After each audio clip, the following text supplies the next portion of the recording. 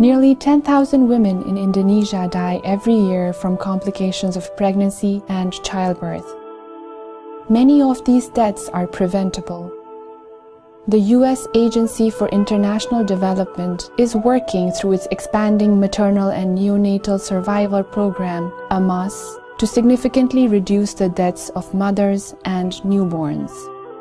The focus is on strengthening the quality of emergency maternal and newborn care at health centers and hospitals. Women living in Araskabu, North Sumatra, are receiving such life-saving care. Midwives Pitnawati and Piolina work at the local government health clinic. One day, a woman runs into the clinic crying that her daughter, pregnant with her first child, is having a seizure. She begs the midwives to help.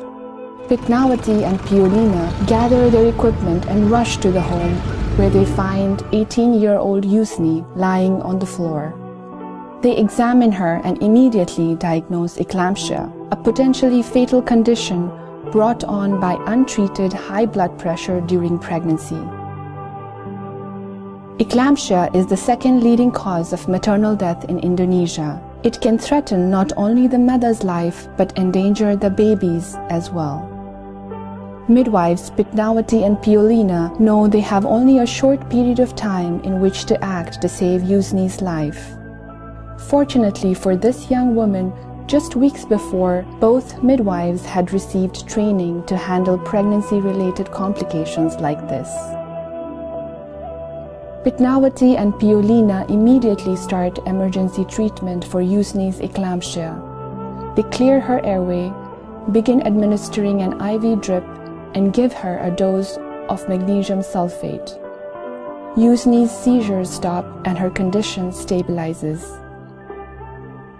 The midwives call the nearest district hospital, Delhi Serdang, and arrange for an ambulance.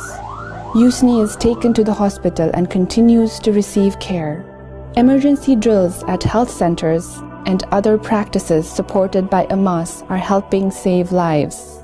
Midwives like Pitnawati and Piolina are confident in their skills.